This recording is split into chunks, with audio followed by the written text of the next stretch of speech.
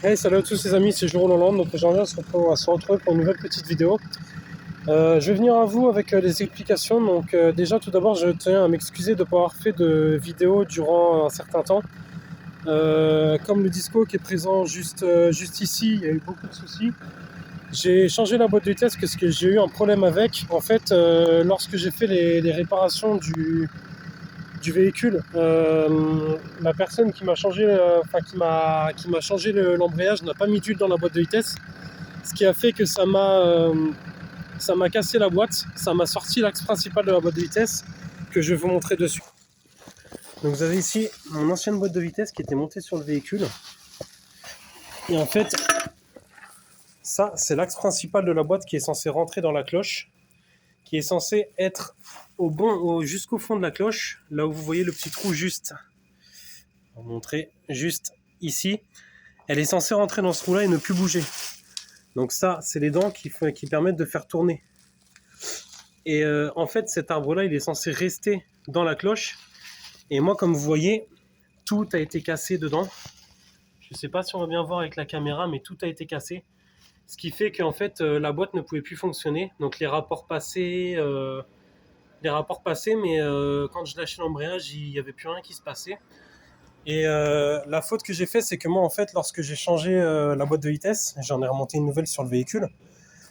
Ce qui s'est passé, c'est que en fait, moi, j'ai pas changé l'embrayage.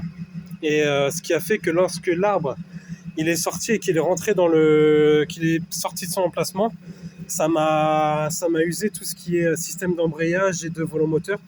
Ce qui fait qu'au jour d'aujourd'hui, le véhicule ne roule pas. Les vitesses continuent à passer, mais le véhicule ne roule toujours pas parce que j'ai du coup l'embrayage et le volant moteur à changer alors qu'ils ont même pas 1000 km. Donc il faut que je change ça et ensuite le véhicule il sera en capacité de reprendre la route. Niveau modification, je vais vous expliquer un petit peu ce que je compte faire.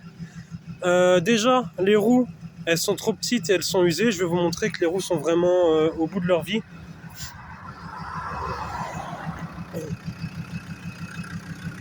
Si vous regardez, les roues sont vraiment HS, à l'avant comme à l'arrière, et elles sont trop petites. Moi, je les trouve trop petites pour ce que je compte faire avec le véhicule. Donc, ce que je compte faire, c'est changer le pare-choc en plastique, en mettre un en métal avec un treuil encastré dans la calandre, juste derrière. Les petits projecteurs que je compte monter dessus. Donc 2 petits projecteurs comme ça, que je compte mettre à peu près ici pour avoir un petit peu plus d'éclairage. Ou sinon peut-être monter une barre à LED directement encastrée en hauteur dans la calandre, qui partirait d'ici, qui irait à peu près jusqu'ici. Donc une petite barre à LED d'à peu près entre 30 et 50 cm. Je vais lui monter aussi un schnorkel pour pouvoir aller dans l'eau. Et pourquoi pas lui mettre aussi un kit de rehausse plus 12, parce que là je suis actuellement en plus 5, donc c'est vrai qu'en tout terrain plus 5 c'est un peu limite, alors que si je passe en plus 12 j'aurai plus de hauteur de garde-sol et plus de possibilités en tout terrain. Je compte aussi, pour protéger mon pare-brise, mettre des câbles de tension qui partent de là, d'un point vers ici, pour monter jusqu'en haut du pare-brise, jusqu'ici, pour écarter toutes les branches de mon pare-brise, parce que le pare-brise a été changé, il est neuf. Je compte aussi refaire quelques points de peinture, parce que comme vous voyez, j'ai ici le vernis, ici aussi, et sur le toit, j'ai le vernis qui commence à partir, donc je suis en train de lui refaire une petite peinture. Dites-moi dans les commentaires si vous souhaitez que je le laisse en bleu ou si vous souhaitez que je change de couleur, et je prendrai ma décision après. Au niveau de la voiture, je crois que c'est tout. J'ai quelques trucs encore à faire dessus, mais il va rouler.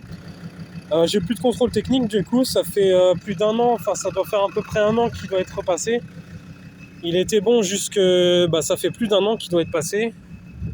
Vous voyez, hein, 15/04/2021, donc il devait être passé depuis cette date-là.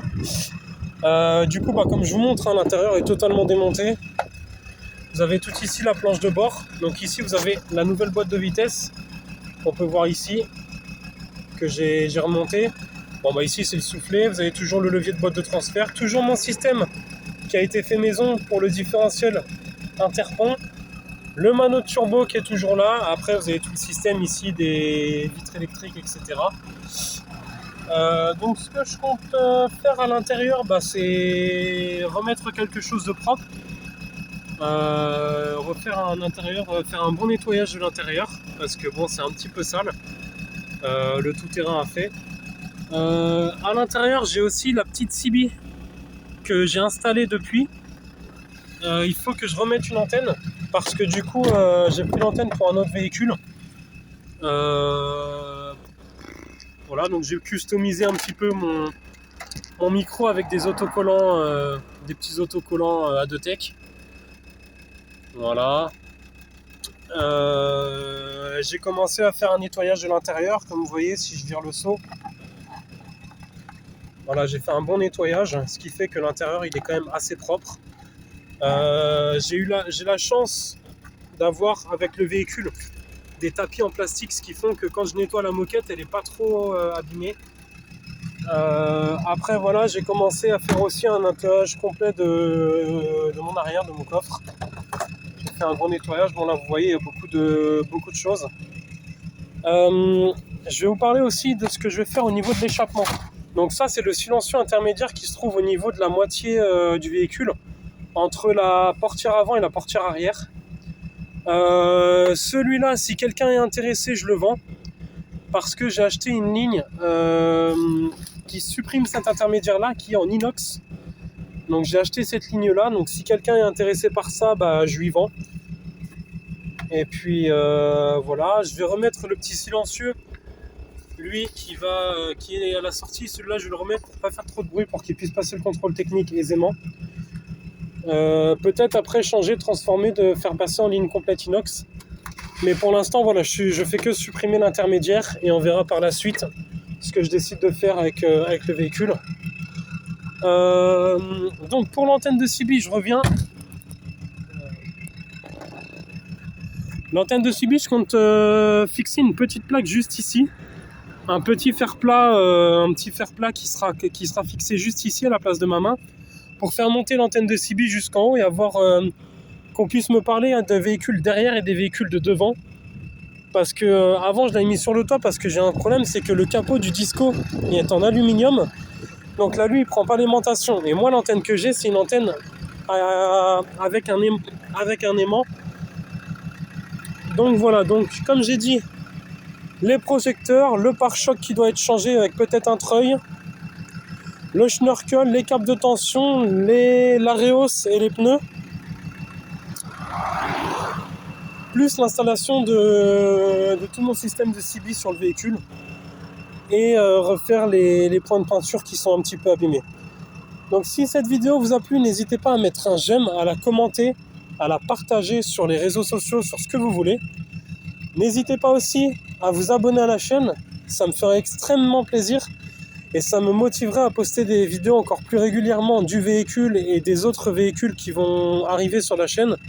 Je vous en dis pas plus. Pour découvrir ça, abonnez-vous à la chaîne YouTube Je Roule en Land, cliquez sur la cloche des notifications.